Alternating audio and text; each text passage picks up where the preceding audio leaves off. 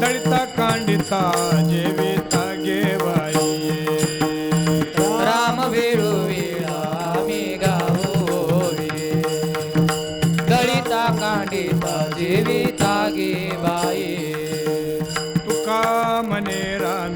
सुख दिले आपुले. तुका म्हणे रामे सुख दिले आपुले. तया गर्भवासी येणे जाणे खुंटले. तया गर्भवासी येणे जाणे खुंटले. तया गर्भवासी येणे जाणे खुंटले. तया गर्भवासी येणे जाणे खुंटले.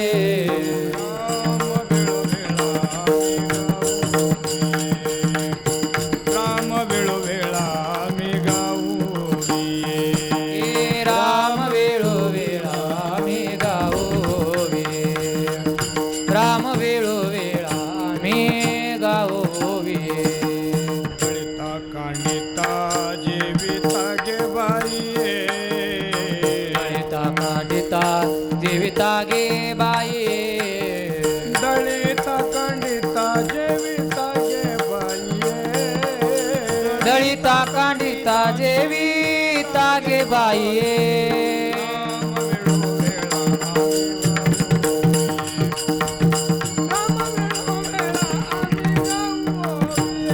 हे राम वेळोवेळा आम्ही गाऊये.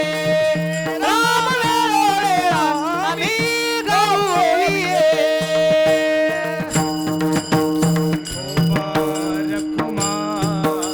विडोबार कुमाये. विडोबार कुमाये. भजन करा. जय जडोपार कुमार. विडोबार कुमाये. विडोबार कुमाये. विडोबार कुमाये. विडोबार कुमाये. विडोबार कुमाये. विडोबार कुमाये. विडोबार कुमाये. विडोबार कुमाये. विडोबार जय जय कुमाये. बार कुमाई. विडोबार कुमाये. विडोबार कुमाये. विडोबार कुमाये. विडोबार कुमाये.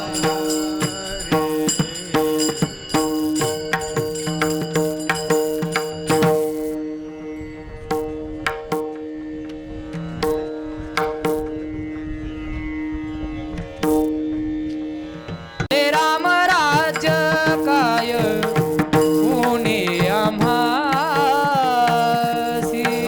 राम राज्य काय ऊणी आम्हासी. झाले राम राज्य काय ऊणी आम्हासी. झाले राम राज्य काय पुणे आम्हासी.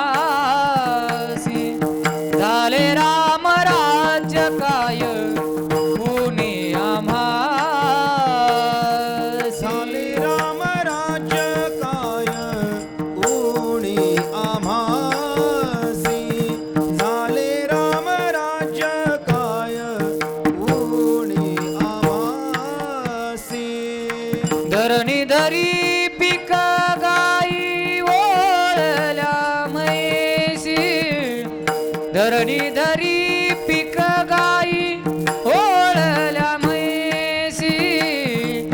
राम वेळोवेळा मी गावोवी. राम वेळोवेळा मी गावोवी. धरणी धरी पिक गाई ओळल्या म्हैसी. धरणी धरी पीक गाई ओळल्या म्हैशी.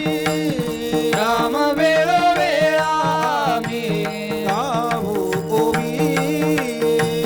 राम वेळोवेळा आम्ही गावो ओवी. दळिता कांडिता जेविता गे बाई. दळिता कांडिता जेविता गे बाई. दळिता कांडिता जेविता जेविता दळिता कांडिता जीविता गे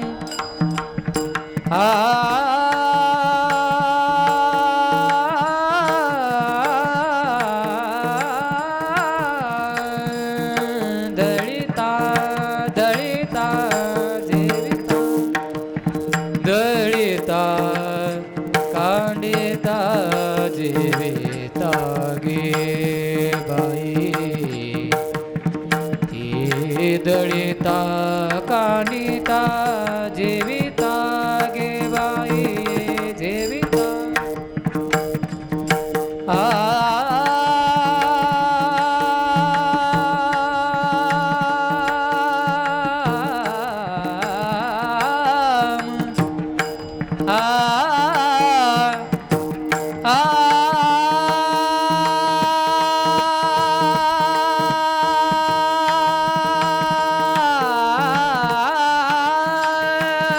दळिता हे दळिता कांडिता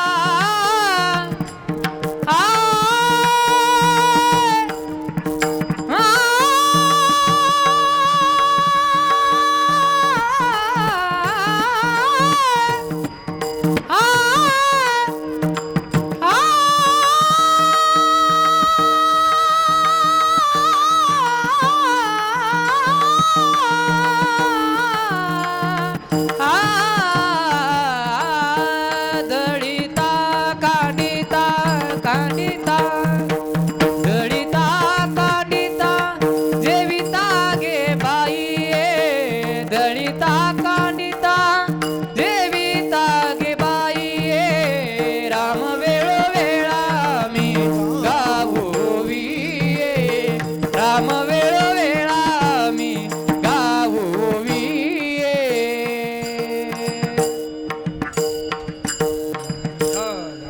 विठ्ठल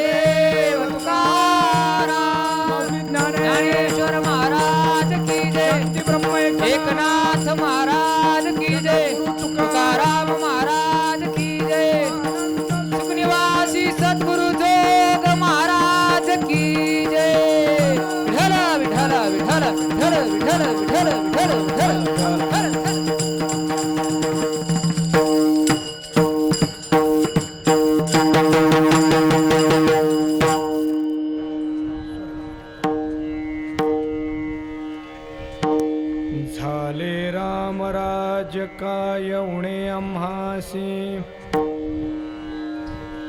झाले राम राज काय उणे आम्हासी धरणी धरी पेक गाई ओळल्या मैसी राम वेळो वेळा मी गाऊ ओविये दळिता कांडिता जेविता गे बाये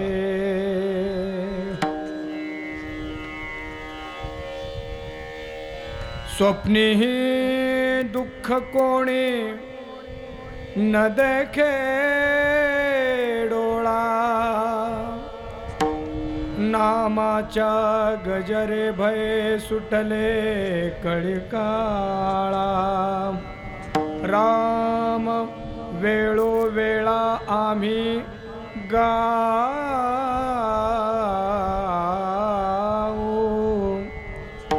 गाऊ गाऊ गाऊ ओविये जरा गाऊन पण दाखवायला पाहिजे ना दळिता कांडिता जेविता गेवाये तुका म्हणे रामे सुख दिले आपुले तया गर्भवासी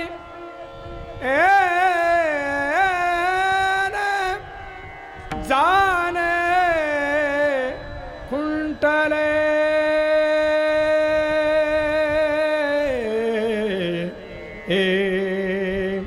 राम राम राम राम राम राम राम वेळो वेळा मी गाऊविये दळिता कांडिता जेविता गे बाये महायोग पीठे तटे भीमरथ्यां वरं पुंडरीकाय दातुं मुनीन्द्रैः समागत्य तिष्ठन्तमानन्दकन्दं परब्रह्मलिंगं भजे पांडुरंगं पांडुरंगा करू प्रथम नमन दुसरे चरणा संतांच्या त्यांच्या कृपादाने कथेचा विस्तारू बाबाजी सद्गुरु दास तुका कलावज्ञ जीवोधरार्थावतारं कलंकांक तेजोधिकामोदिवक्त्रं खलानीशवादापनोदार दीक्षं समाधिस्थमूर्तिं भजे ज्ञानदेवम् ॐ नमो ज्ञानेश्वर ज्ञानेश्वर ॐ नमो ज्ञानेश्वर ज्ञानेश्वर ॐ नमो ज्ञानेश्वरा ज्ञानेश्वरा ॐ नमो ज्ञानेश्वरा ज्ञानेश्वर ॐ नमो ज्ञानेश्वर ॐ नमो ज्ञानेश्वर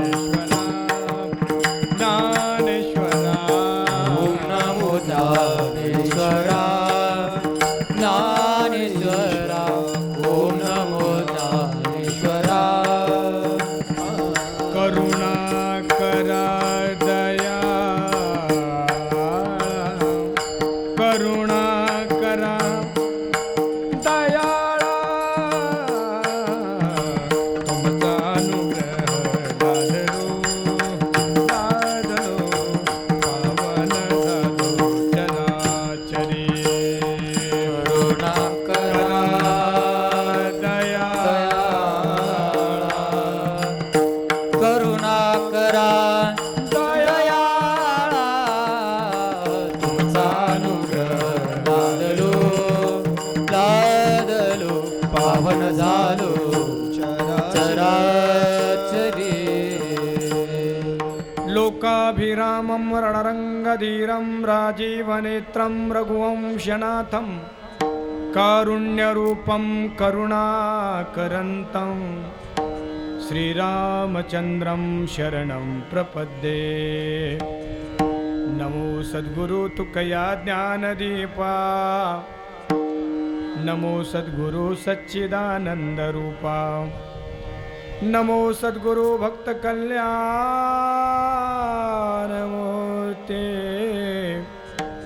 नमो सद्गुरु भास्करा पूर्ण कीर्ते शरण शरण एकनाथा चरणी माथा ठेविला नका पाहू गुणदोष झालो दास पायाचा मस्तक हे पायावरी या वारकरी संतांच्या श्री संतांची माथा चरणावरी साष्टांग हे करी दंडवत झाले राम राज्य काय उणे आम्हासी धरणी धरी पीक गाई ओळल्या म्हैसी राम वेळोवेळा मेघा ओविये दळिता कांडिता जेविता गेबाई प्रस्तुत प्राप्त चिंतनरूपी सेवेसाठी आपल्या समोर जो अभंग वाचून दाखवला अथवा या गुणीजनांनी वृंदावनी सारंग रागामध्ये गाऊन दाखवला हा अभंग तृषार्थ दीनवत्सल सच्चित आनंद स्वरूप सर्व हृदयस्थ विश्वसंत श्रीमंत जगद्गुरु तुकाराम महाराजांचा आहे। मर्यादा पुरुषोत्तम रामचंद्र प्रभू आसनावर बसल्यानंतर जे रामराज्य झालं त्या रामराज्याची प्रतिक्रिया रामराज्यातील नागरिकांनी जे आनंदोद्गाराच्या माध्यमातून दिली त्याचा अनुवाद जगद्गुरु तुकाराम महाराजांनी या अभंगामध्ये केला आहे। विढाला विढाला विठाला विठाला विठाला विठाला विठाला विठाला विठाला विठाला विठाला विठाला विठाला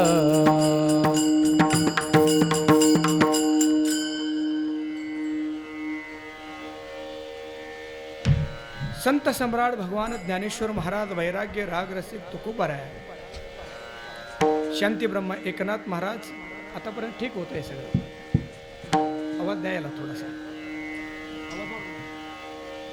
वारकरी संप्रदायाचा आराध्य देवत रुक्मिणी प्राण संजीवन पांडुरंग परमात्मा यांच्या जे पहिलं होतं तेच ठेवा पूर्वी जे होतं तेच ठेवा गेन कमी करायचं कोणी नाही का तिथं जसं पूर्वी होतं तसंच ठेवा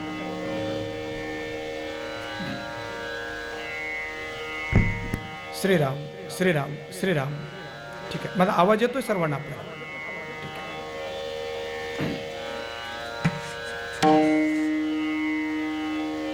श्री पांडुरंग परमात्मा यांच्या असीम अनुग्रहाने या पवित्र अशा हिंदू नववर्षाच्या पर्वकालामध्ये आणि प्रभू रामचंद्रांच्या जन्मनवमीच्या या सुंदर अशा कालामध्ये होत असलेला हा अखंड हरिनाम सप्ताह संत महापुरुषांच्या आशीर्वादाने आणि सर्व गावकऱ्यांच्या सहकार्याने होत आहे। त्यातील चतुर्थ दिवसाच्या कीर्तनरूपी सेवेसाठी आपण सर्वजण या ठिकाणी सोमोपस्थित झालेलो आहोत। विढाला विढाला विठाला विठाला विठाला विठाला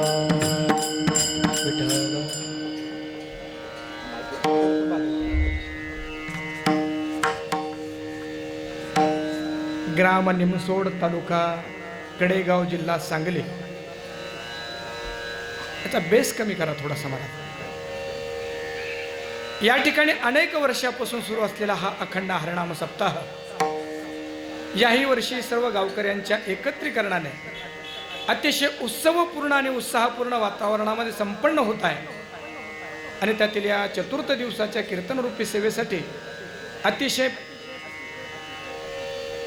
वाटतं फ्रेश, उत्साहवर्धक अशा या कालावधीमध्ये आपण या कीर्तनासाठी या ठिकाणी उपस्थित झालेलो आहोत.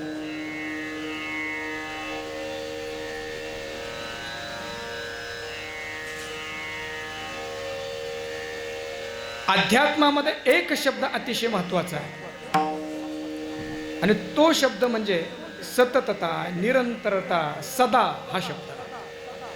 आणि म्हणून ज्ञानेश्वरीमध्ये आपण जर गेलो वा गाथेमध्ये किंवा सर्व संत वाङ्मयामध्ये आपण जर साधनेच्या अंगाने विचार करायला गेलो तर त्या साधनेशी सदा हा शब्द, सततम, सदा या शब्दाला अतिशय महत्व आहे. परमार्थाचा हा थेंबा थेंबाने वाढत जावा, पुरासारखा तो नसावा. तर अचानक पूर आला आणि पूर आल्यानंतर 7-8 दिवसामध्ये ओसरून गेला, त्याला महत्व नसतं काय. हळूहळू हळूहळू ती भक्ती वाढत जावी. आपण मागही ती ओवी म्हटलो, तुम्हाला परत एकदा आठवते. वर्षा काळी सरिता जैसी चढो लागे पंडुसुता, तैसी नित्य किंवा नीच नवी भजता श्रद्धा दिसे. भक्ती अशी हळू हळू हळू हळू वाढत जावी आणि मग त्याचा सागर व्हावा. करा आवाज कमी करा, आवाजामध्ये कर्कशता नसावी. कोणीतरी एक्सपर्ट माणसं तिथं बसायला पाहिजे. आता आवाज थोडासा कमी ठेवा फक्त. मी यासाठी म्हणतोय की आपल्या गावामध्ये हा जो सप्ताह आहे, कितवा सप्ताह आहे महाराज? हा 37 वर्ष या सप्ताहाला झाले. मला त्याचंही कौतुक वाटत नाही, कारण आपल्या गावामध्ये 37 वर्ष सप्ताहाला झाले असेल, महाराष्ट्रामध्ये 100 वर्ष सप्ताहाला झाले, याचं कौतुक नाहीये. पण त्यांना विचारलं, तुमच्या गावामध्ये 100वा हा सप्ताह आहे, गावामध्ये किती वारकरी तयार झालेत? ज्ञानेश्वरी विषयी, गाथेविषयी, संत वाङ्मयाविषयी किती रुची निर्माण तुम्हाला झाली? किंबहुना सप्ताह निर्माण करणारे किंवा सप्ताहाचे जे आयोजक आहेत त्यातील किती माळकरी आहेत? किती आयोजकांना अध्यात्माविषयी रुची आहे? म्हटले त्यांना रुची वगैरे काही नाही. गावामध्ये जी पंचमी असते, तुमच्याकडे पण असते का ती? आमच्याकडे असते, यात्रा असते आणि त्या यात्रेमध्ये तमाशाही ठेवला जातो. ते म्हटले त्या तमासगिरांची तारीख घेण्यासाठी, त्याला तारीख नाही सुपारी म्हणतात, ती सुपारी देण्यासाठी सुद्धा तेच जातात. आणि त्याच्यामुळं कीर्तनकारांच्या तारखी घेण्याच्या वेळी ते मंडळी जरी आले तर महाराज म्हणतो तुमची सुपारी किती? आम्ही विचारलं तमाशा आहे का कीर्तन आहे गावामध्ये? असं म्हणून 100वा सप्ताह आहे, परंतु आयोजकांना हेच माहिती नाही की कीर्तन काय आणि तमाशा काय, त्याला महत्व नाही. म्हणून 100वा सप्ताह आहे की 200वा सप्ताह याला महत्व नाही. वर्षभर तुमच्या जीवनामध्ये काय साधना घडते त्याला अतिशय महत्व आहे. म्हणून आपल्या या 37व्या सप्ताहाचं कौतुक यासाठी आहे की आपल्याकडे परमार्थ फक्त 7 दिवसामध्ये घडत नाहीये, तर ज्या प्रांगणामध्ये, ज्या मंदिरामध्ये, ज्या श्रीरामचंद्र प्रभू भगवंताच्या दरबारामध्ये आपण बसलोय, इथं फक्त 7 दिवसामध्ये सप्ताह होत नाहीये, तर कितीतरी वर्षापासून अखंड, ज्याला वारकरी संप्रदायाची प्रस्थानत्रय म्हणता येईल. मग शांतीब्रह्म एकनाथ महाराज लिखित एकनाथी भागवत असेल, ज्याला तुकोपनिषद आपण म्हणूया, जगद्गुरु तुकोबऱ्यांची गाथा असेल, आता ज्ञानेश्वरी आहे, असे अखंड हे जे ग्रंथ आहेत, या ग्रंथांचं पारायण, वाचन, गायन, अर्थवाचन आणि नुसतं तेवढंच नाही तर अनुष्ठान सुद्धा या ठिकाणी चालू आहे. म्हणून या 37व्या या वर्षाला अतिशय महत्व आहे. आपला परमार्थ नित्याचा आहे, सदाचा आहे. ना आपल्या सगळ्यांना मी वंदन करतो. विठाला विठाला. मला वाटतं की इतक्या दिवसाचा आपण परमार्थ करतोय, त्याचं काहीतरी फळ आपल्याला मिळायला पाहिजे. तर निमसोड या गावाला ते फळ मिळालं. निमसोड या गावाला आपण जो परमार्थ करतोय त्याचं फळ मिळालं. आणि ते फळ एवढं गोंडस आहे, इतकं सुगंधी आहे, इतकं आनंदकारक आहे, इतकं रसपूर्ण आहे की ते रस तर स्वतः रसमय आहे, परंतु त्याचा रस जनमानसामध्ये, सामान्य जनमानसापर्यंत जाऊन पोचलाय. आणि आपल्या परमार्थाला आलेलं फळ हे माझ्या माझ्या दृष्टिकोनातून सांगतोय, आपल्या सगळ्यांच्या परमार्थाला आलेलं फळ म्हणजे आदरणीय परमपूज्य गुरुबंधू आमचे भाऊसाहेबजी महाराज आहेत. मला खूप चांगलं वाटलं की आपण सगळ्यांनी टाळ्या वाजवल्या. त्याचा अर्थ असा आहे की ते फक्त कीर्तनकार नाही आहेत, तर ते आपल्या हृदयापर्यंत जाऊन पोचलेत. या जगामध्ये प्रसिद्ध होणं सोपं आहे, प्रसिद्ध कीर्तनकार होणं सोपं आहे. व्हॉट्सॲपवर जर आपण गेलो, फेसबुकवर आपण गेलो किंवा यूट्यूबवर आपण गेलो तर अक्कल नसणाऱ्या माणसांना 1-1 लाख फॉलोअर्स आहेत. काहीच अक्कल नाही त्यांना. पण जे फॉलोअर्स आहेत त्यांना ते माणसं आवडतातच असं नाही आहे. ते माणसं हृदयस्पर्शी नसतात, फक्त त्यांना पाहिलं जातं. परंतु या जगामध्ये थोडे माणसं आहेत की त्यांना जगामध्ये लोकांच्या मनामध्ये स्थान मिळतं. आणि मला असं वाटतं की भाऊंचं स्थान फक्त व्यासपीठावर नाही, पत्रिकेवर तो कुठंच नाव नाही. मी ते पाहिलं सगळं वाचून, कुठंच मला सापडलं नाही. आणि मग मी विचार केला की पत्रिकेमध्ये ते नाव का नाही आहेत. तर सगळ्यांनी विचार केला आमच्या हृदयावरच ते नाव आहे, पत्रिकेवर असून काय फायदा आहे त्याचा. विठाला ठाला विठ्ठला विठ्ठल. असं आदरणीय महाराजींच्या सानिध्यामध्ये आपला परमार्थ चालतोय.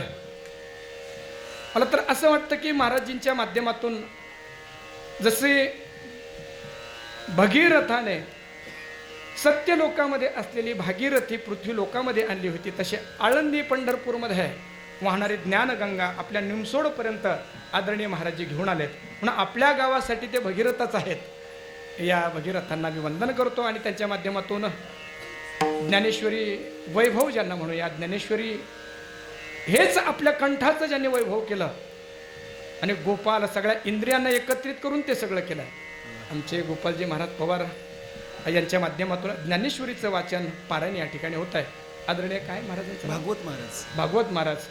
अगदी भागवताचे श्लोक कसे गावेत आणि भागवताचं स्वरूप कसं असावं त्यांना पाहिल्यानंतर लगेच सहजच आपल्या लक्षात येत. असे भागवतजी महाराज त्यांच्या गोड आवाजामध्ये पहिली चाल आपण ऐकली आहे. त्याचबरोबर अतुल महाराज. हां, अतुल अतुल तुलना ज्यांची होऊ शकत नाही असे अतुलजी महाराज मृदंगाच्या साथीला आहेत. त्याचबरोबर आदरणीय महाराजींचं नाव मला प्रकाश महाराज. प्रकाशजी महाराज आहे की अगदी अध्यात्माचा प्रकाश हे त्यांचाही सगळीकडे पसरलेला आहे आणि त्या प्रकाशाची काहीशी अनुभूती मीही घेतली श्रावणामध्ये आणि आपण सगळेच झालं. त्याचबरोबर आमच्या समवेत आलेले आमचे बी पाटील साहेब, तेही भाऊसाहेब पाटीलच आहेत, पण ते नाटककार असल्या कारणाने तिथं नाव थोडेसे वेगळे लावावं लागतात. ते बी पाटील साहेब आहेत आणि आमचे आदरणीय धवलजी डॉक्टर साहेब. नावच अतिशय गोड आहे. धवल म्हणजे पांढरा शुभ्र, त्याला धवल असं म्हणतात आणि सूर्यवंशी आहेत. हातामध्ये काम आणि मुखामध्ये राम आणि हृदयामध्ये नाम घेऊन जीवनशैली जगणारी जे महाराष्ट्रातले काही मंडळी आहेत त्यातले आमचे सूर्यवंशी डॉक्टर साहेब आहेत. हे उपस्थित आहेत, आपण सगळेच उपस्थित आहात. आपल्या सगळ्यांना मी वंदन करतो.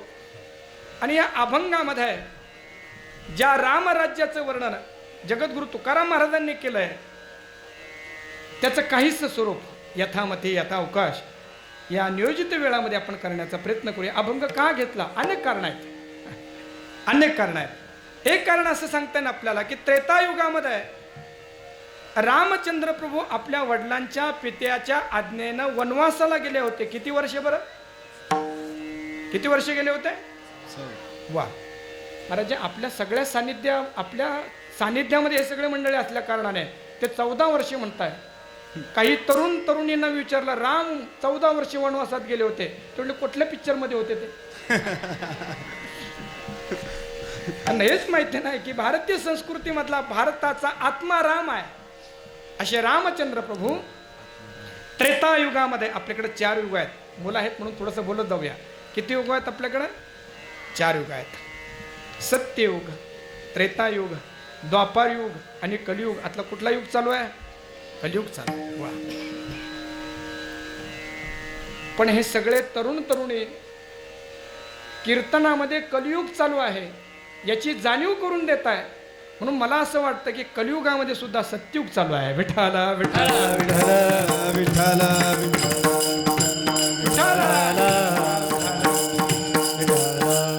म्हणून दुसरं जे त्रेतायुग आहे त्या त्रेतायुगामध्ये आपल्या वडिलांची आज्ञा पालन करण्यासाठी रामचंद्र प्रभू 14 वर्षे वनवासामध्ये गेले होते. 14 वर्षाचा वनवास पूर्ण झाला आणि ते परत आले आणि मग त्यांचा राज्याभिषेक झाला. कलियुगामध्ये रामचंद्र प्रभूंना परत एकदा वनवासाला जावं लागलं. तुम्हाला हे कुठं वाचलेलं लिहिलेलं आम्ही वाचलं नाही, पण हे प्रॅक्टिकली आहे, हे घडलं असं. 1500 शतकामध्ये या भारत देशामध्ये कझाकिस्तानमधून एक आक्रांत आला.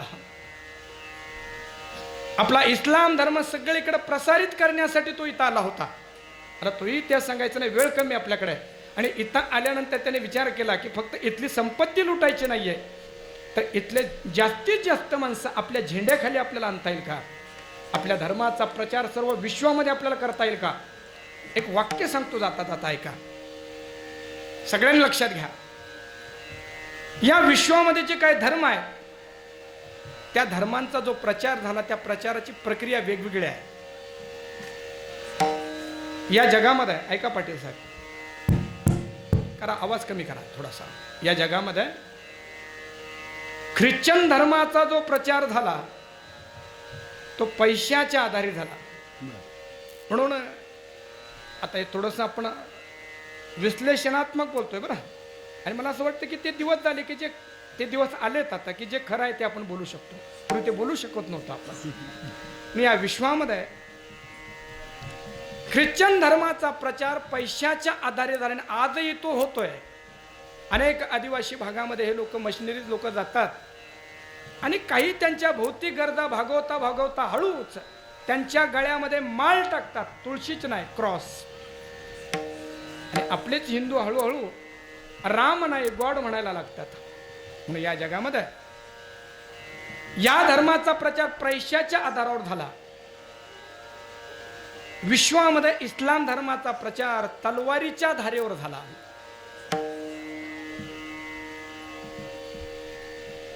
इस्लाम धर्माचा प्रचार जेव्हा करायचा ते आक्रांता सांगायचे, एक तर हातामध्ये तुम्ही कुराण घ्या, आमच्या हातामध्ये तलवार आहे, एक तर आमचा धर्म स्वीकारा नाही तर मरण्यासाठी तयार व्हा.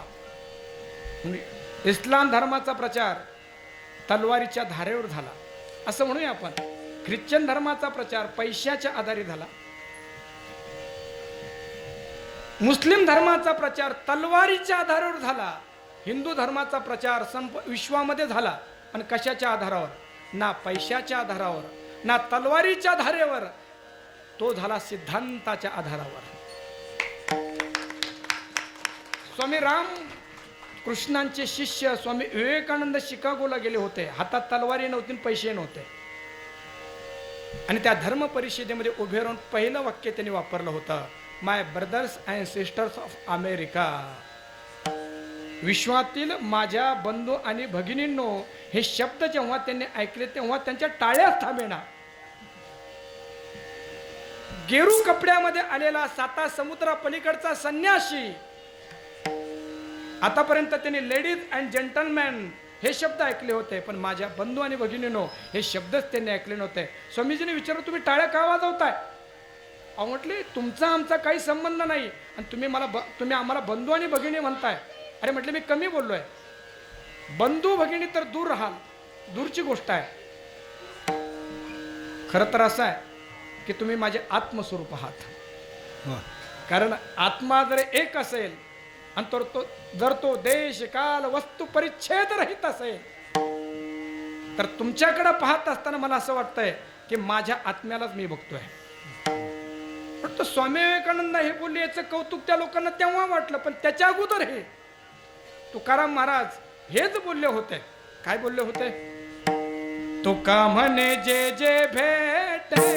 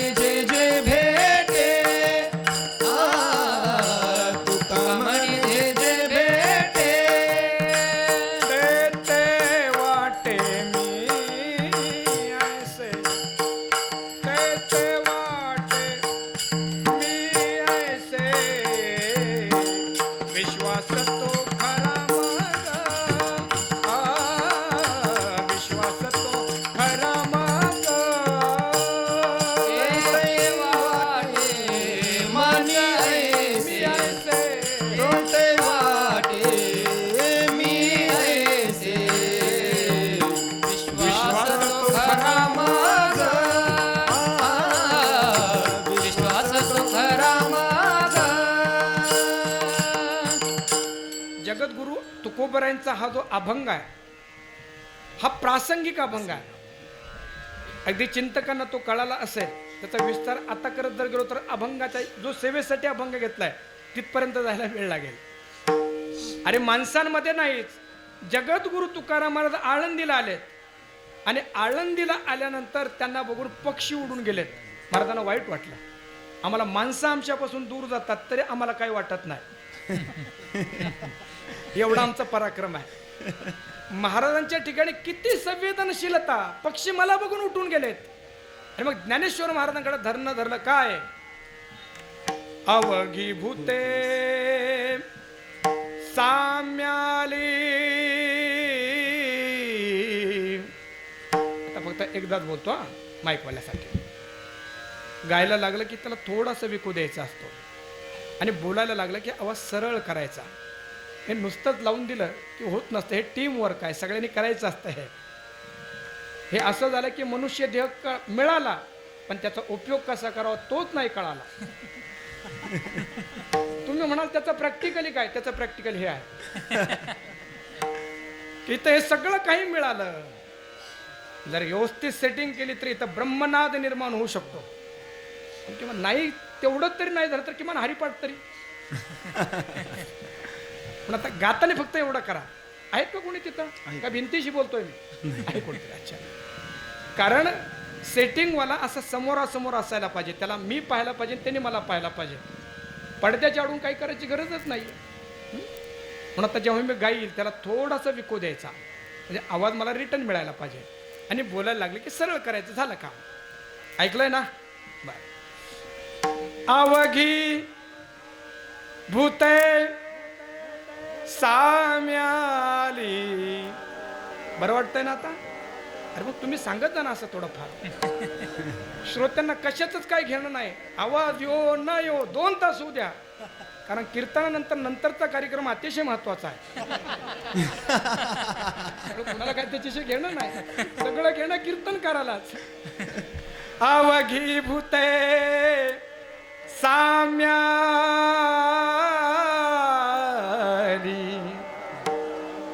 कै होती म्या देखिली. विकू पण जास्त नाही, एखादा पण आवाज कळायला पाहिजे. विश्वास तो खरा मग पांडुरंग कृपेचा, माझी कोणी न दरो शंका ऐसे हो का निर्द्वंद्व.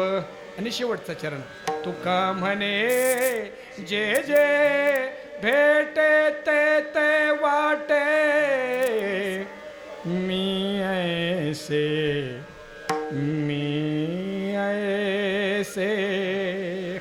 हा विचार आमच्या भारतीयांमध्ये आहे.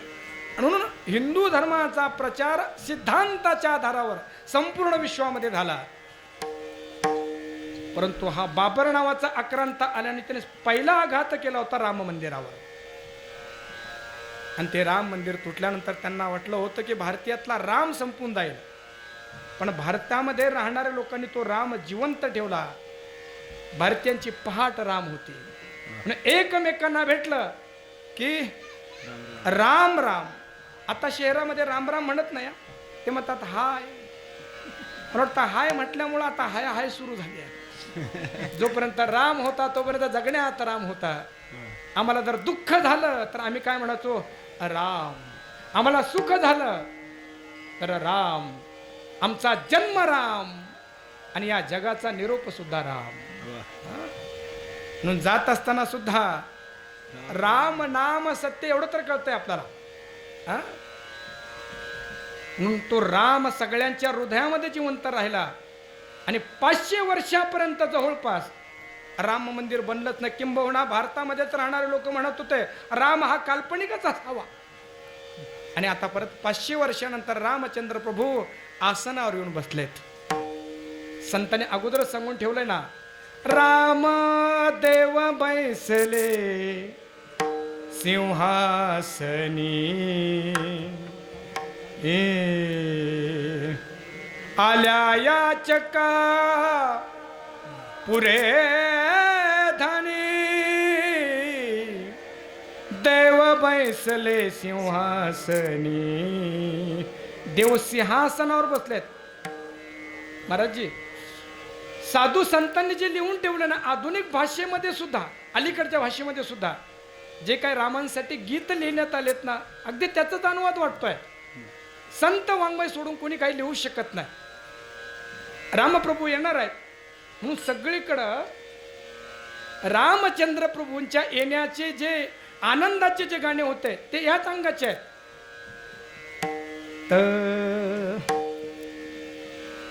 सजा दो घर को गुलशन सा. अरे काय होतं, तत्वचिंतकांनी ह्या गोष्टी सांगितल्यामुळं बऱ्याच वेळा सामान्य माणसं नुसत्या गाणे गाण्यासाठी कीर्तनकार बोलवतात. मी असा विचार केला की तत्वचिंतकांनी तत्व देता देता जर आपल्याला हे येत असेल तर तेही थोडंसं गाऊन दाखवावं, म्हणजे त्यांच्या दोन्ही गरजा भागतील. आणि त्यांना ठीक हे पण चालेल बघ. म्हणून कारण मी ते पाहिलंय सगळं. सजा दो घर को दुल्हन सा, सजा दो घर को गुलशन सा, अवध में राम आए हैं. पखारो उनके चरणों को, बहा के प्रेम की गंगा. शब्द गोड आहे.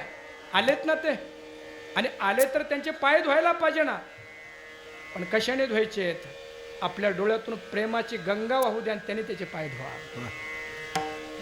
बिछा बिछा दो अपनी पलकों को, मेरे सरकार आए हैं.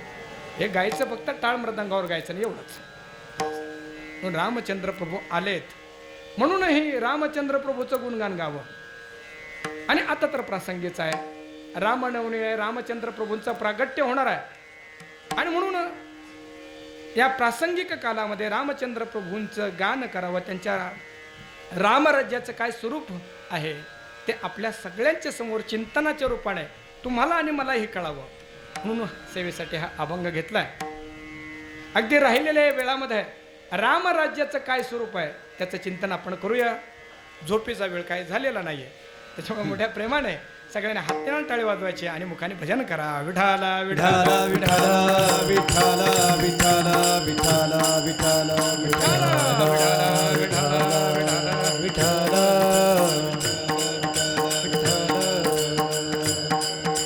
सूत्रात्मक चिंतन करूया. भगवत चिंतन करण्याच्या दोन पद्धती आहेत, तशा अनेक पद्धती आहेत. कारण एकम सत विप्रा बहुधा वदंती असं म्हटलेत की ते एकच सत्तत्व विचारवंत माणसं वेगवेगळ्या प्रकारे प्रगट करतात. परंतु दोन पद्धती आपण बघूया की जेव्हा आपल्याला भगवत चिंतन करायचं, आध्यात्मिक चिंतन करायचं, ते दोन पद्धतीने केल्या जातं. एक चरित्रात्मक आणि एक तत्वात्मक, एक वृत्त्यात्मक, एक गुणात्मक. चिंतनाची शैली तशीच आहे. बघा, अगदी मी सोपं बोलणार आहे, काही कठीण आहे. एक शैली अशी असते की भगवंताच्या चरित्रांचं गायन करायचं, आणि दुसरं चरित्र चिंतनाची शैली असते की ज्या भगवंताचं वर्णन केलंय त्याचा तात्विक अर्थ काय आहे त्याचंही वर्णन करायचं. उदाहरणार्थ रामचंद्र प्रभूंचं चरित्रात्मक वर्णन जर करायचं तर सूर्यवंशामध्ये, रघुवंशामध्ये राजा दशरथ यांच्या घरी श्री रामचंद्र प्रभू आलेत आणि मग त्यांनी ज्या ज्या लीला केल्यात हे त्यांचं चरित्रात्मक वर्णन आहे. पण हा राम कोण, हा राम कोण हे जर तात्विक पद्धतीनं जर सांगायचं तर कसं सांगता येईल? सर्वा घटी राम देहा देही एक,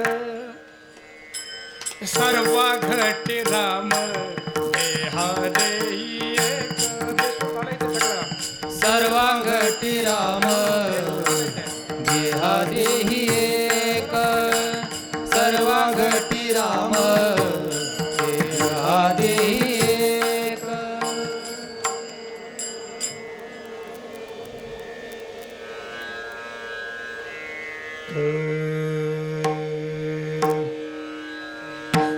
बिघडलाय तो.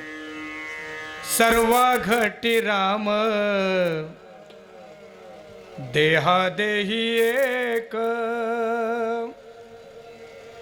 सूर्यप्रकाश सहस्र रश्मी. सर्वांच्या हृदयामध्ये जे आत तत्व विराजमान आहे ना, त्यालाच काय म्हणावं, राम म्हणावं किंवा तैसा हृदयामध्ये मी रामो, असता सर्व सुखाचा आरामो, का भ्रांतासी कामो विषयावरी. कोणी मृदंग श्रुती टाळ घोष तर तो लावायलाच पाहिजे. महाराज रेटे कीर्तनकार तयार नको व्हायला, रेटे वादक तयार नको व्हायला, रेटे गायक नको तयार व्हायला. त्यांनी प्रामाणिक असायला पाहिजे. कलावंतांनी स्वराविषयी प्रामाणिक असावं, वादकांनी ताला आणि स्वराविषयी प्रामाणिक असावं, आणि कीर्तनकारांनी तत्वाविषयी प्रामाणिक असायला पाहिजेत. आपल्याला अप्रामाणिक माणसं घडवायची येत नाहीयेत. दंभ नकोच आहे. कुठं होतो आपण, सर्व घटी राम तैसा हृदयामध्ये. हा तैसा हृदयामध्ये मी रामो. म्हणून रामाचं चरित्र पाहत असताना एक चरित्र ते चरित्रात्मक आहे आणि एक स्वरूप त्याचं तत्वात्मक आहे.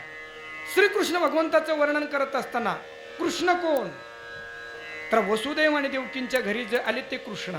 पण तात्विक अंगाने विचारलं कृष्ण कोण, तर श्रीधराचार्य सांगतात कृषिर्भुवाचको शब्दाः नश्च निवृत्तिवाचकाः तयोर ऐक्यम परब्रह्म कृष्ण इति अभिधीयते. आता हे सगळं मी बोलत गेलो तर याच्यामध्ये फक्त विद्वत्ता दिसेल, सगळ्यांना ते काय कळेल असं नाही. आणि बऱ्याच वेळेस असं होतं की कीर्तनाला महाराज लोक असलेत की बऱ्याच वेळा मला किती येतं त्यासाठीच मी किती अध्ययन केलं. बऱ्याच वेळा प्रयत्न तो असतो की तो प्रगट व्हावा, पण त्याचा परिणाम असा होतो महाराजजी की ज्यांनी चिंतन केलं त्यांना तर ते कळतं, पण जे ऐकायला आले त्यांना बिचाऱ्यांना काहीच कळत नाही. मी कीर्तन तुमच्यासाठी करणार नाही, कुणासाठी, मी यांच्यासाठी कीर्तन करणार आहे. म्हणून प्रयत्न आपण करूया की याला अजून सोपं कसं करताय. अर्थात जो सच्चिदानंद परब्रह्म आहे त्याचं नाव काय आहे, कृष्ण. चला, दोन प्रकारे चिंतन करण्याची गरज काय, कारण श्रोते दोन प्रकारचे असतात. ऐका, जेव्हा आपण एखादी कथा करायला लागतो, कीर्तन करायला लागतो, तेव्हा जेही चरित्र आपण समोर डोळ्यापुढे ठेवू. उदाहरणार्थ राम म्हटलं की काही श्रोते असे असतात की त्यांच्या डोळ्यापुढं ते रामचंद्र प्रभूची मूर्ती डोळ्यापुढे उभे राहते की ज्याचे एक पाय पुढे एक पाय मागे आहे, माहेश्वरी धारण आहे, हातामध्ये त्यांनी धनुष्य धारण केलेलं आहे, नील श्यामल असा त्याचा रंग आहे. राम म्हटलं की डोळ्यापुढे ते येतं. कृष्ण म्हटला देहोडा चरणी वाजवितो वेणू. दिडक्या पायावर उभा आहे, ज्याने पितांबर धारण केलेला आहे, आपल्या आधारावर ज्याने बासरी धारण केलेली आहे, आणि त्याने आपल्या मुकुटावर मयूरपिच्छा धारण केलेला आहे, असा कृष्ण डोळ्यापुढे येतोय. असे काही श्रोते असतात की चित्रपट सुरू झाल्यानंतर जसं त्या पडद्यावर वेगवेगळे चित्र यावेत तशा प्रकारे चरित्र त्यांच्या डोळ्यापुढे खेळायला लागतात. आणि दुसरा श्रोता असा असतो थोडस मार्मिक आहे की हे सगळे चरित्र ऐकत असताना तो चित्रपटाप्रमाणे नाही, त्याला हे सगळी कथा, हे सगळे चरित्र आरशाप्रमाणे दिसतात. म्हणजे काय, म्हणजे काय, चित्रपट पुढं असतो, चित्रपटामध्ये दुसऱ्याला पाहायचं असतं, आणि आरशामध्ये बोला, जेव्हा आपण आरसा आपल्या तोंडासमोर ठेवतो तेव्हा आरशात काय दिसतो, काय दिसतं, आरशामध्ये आपण स्वतः दिसतो. तसं कथा कीर्तन ऐकत असताना राम वेगळा, कृष्ण वेगळा, रावण तो वेगळाच, मंथरा ती वेगळीच, असं पाहणारे जे आहेत ते चित्रपटाप्रमाणे कथा कीर्तनाला ऐकणारे आहेत. परंतु हे कथा कीर्तन ऐकत असताना जो राम आहे तो राम बाहेर कुठं नाहीये, तो राम माझ्यामध्ये आहे का, ती वृत्ती माझ्यामध्ये आहे का. ज्या अर्जुनाचं वर्णन केलंय तो अर्जुन कथेमध्ये नाही, तो अर्जुन माझ्यामध्ये तर दिसत नाहीये. ज्या रावणाचं वर्णन केलं ते रावणाचं वर्णन फक्त पडद्यावर नाही, तो रावण माझ्यामध्ये तर नाही ना, ती वृत्ती माझ्यामध्ये तर नाहीये ना. ज्या मंथरेचं वर्णन केलं ती मंथरा तिकडं तर आहेच त्रेतायुगामध्ये, पण ती मंथरा माझ्यामध्ये तर नाहीये ना. मी घराघरामध्ये भांडणं तर लावीत नाही ना. जे घर खूप आनंदी आहेत त्या आनंदी घरामध्ये मी दुःखाची बीज तर पेरीत नाही ना, हे माझ्यामध्ये तर नाही ना. पहिल्या प्रकारे चिंतन आणि चिंतन श्रवण करणाऱ्याचं कौतुकच आहे, अंतकर शुद्ध होऊन त्याचा. पण हे सगळ्या कथानक जेव्हा आरशाप्रमाणे आपल्यामध्ये दिसायला लागतात, समजावं जीवनामध्ये खऱ्या अर्थाने परमार्थ सुरू झाला. म्हणून रामचंद्र प्रभू फक्त बाहेरच बघायचे नाही, कृष्ण फक्त बाहेरच बघायचे नाही, या सगळ्या वृत्त्या बाहेरच बघायच्या नाहीत, हे सगळं आपल्या वृत्तीमध्ये बघायचं आहे. किंबहुना जगद्गुरु तुकोबारांचा हाच प्रयत्न आहे. लोकांना मंदिरामध्ये देव मान्य आहे, तीर्थामध्ये देव मान्य आहे. जगद्गुरु तुकाराम महाराज म्हटले, मंदिरामधला देव तुमच्या हृदयात तुम्हाला दिसायला पाहिजे. तीर्थातला जो देव आहे तो देव तुमच्या हृदयामध्ये यायला पाहिजे. प्रसिद्ध अंबाग्या महाराजांचा देव घ्या कोणी, देव घ्या कोणी, हा देव घ्या कोणी,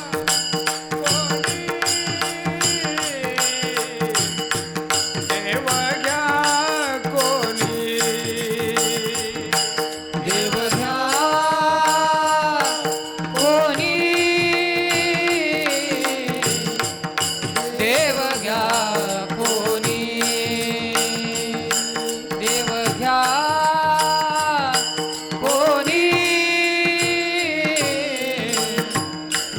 देव घ्या कोणी, देव घ्या कोणी, देव घ्या कोणी, देव घ्या कोणी, देव घ्या कोणी, देव घ्या कोणी, देव घ्या कोणी, देव घ्या कोणी, देव घ्या कोणी. या देवाची प्राप्ती जगद्गुरु तुकाराम महाराजांना झाली. महाराज बोलतात, 15 दिवसा माझी साक्षात्कार झाला आणि विठोबा भेटला निराकार. जो परमात्मा मला भेटलाय ना, तो परमात्मा, तो देव जगद्गुरु तुकाराम महाराज लोकांपर्यंत घेऊन गेले. ते म्हटलं, हा देव घ्या. लोकांना विचारलं, देव आणलात तुम्ही, पण या देवाला ठेवायचं कुठं? देव्हाऱ्यात. म्हटलं नाही, देव्हाऱ्यात नाही, त्या देवाला तुम्हाला तुमच्या हृदयात ठेवायचं आहे. लोक म्हटले, मग नको. देवन लगे, हा वाजवा, देवन लगे, देवन लगे. आम्हाला नको देव. का? महाराज तुम्ही म्हणताय ना हृदयामध्ये साठवायचं आहे, त्या हृदयामध्ये आम्ही काही अगोदर साठवून ठेवलाय. काय? त्या हृदयामध्ये आम्ही काम साठवून ठेवलाय, क्रोध साठवून ठेवलाय, लोभ साठवून ठेवलाय. तुमच्या देवासाठी जागा कुठं राहिली आहे? साठवणाचे रुंदले जागे. आणि म्हणून देवन लगे, देवन लगे, देवन लगे, देवन लगे, देवन लगे, देव लगे, देवन लगे, देवन लगे. म्हणून राम कृष्ण हे सगळे चरित्र फक्त बाहेर बघायचे नाही, हे सगळे चरित्र जेव्हा आमच्या स्वतःमध्ये दिसायला लागेल. रामराज्य फक्त बाहेर करायचं नाही, रामराज्य आतमध्ये सुद्धा व्हायला पाहिजे. आणि या दोन्ही प्रकारचे चिंतन चिंतकांनी आपल्याला दिले. म्हणून हा अभंग आपण जर पाहिलं तर चरित्रात्मकही तो दिसतोय आणि याच्यामध्ये तत्वात्मक विचार आहे. दोन्ही प्रकारचा विचार आपण करण्याचा प्रयत्न करूया. आपल्या भारतीय सनातन परंपरेमध्ये, वैदिक परंपरेमध्ये भगवंताचे 10 अवतार सांगितलेत. भागवतामध्ये 24 सांगितलेत आणि संत तर असं म्हणतात, अनंत अवतार घेशी भक्ता कारणे कनवाळू कृपाळू दिना लागी उद्धरणे. असे अनेक अवतार आहे. गर्ग संहितेमध्ये त्या अवताराचे 10 भाग केलेत. रामनवमीच्या दिवशी ते ऐकायला भेटेल. आपणच आहात ना रामनवमीचं कीर्तन, ज्यांचं असेल ते शिल्लक ठेवतो त्यांच्यासाठी त्या दिवशीसाठी. आजच जर केलं तर ते प्रासंगिक असेल. अंश अंश अंश कला आवेश पूर्ण आणि पूर्णतम असा विचार तिथं केला आहे गर्ग संहितेमध्ये. आमचे जगद्गुरु तुकाराम महाराज सुद्धा म्हणतात, असे अनेक जरी अवतार असले तर पूर्ण अवतार 2च आहे. दुर्जनाचा येणे करुणी संवार,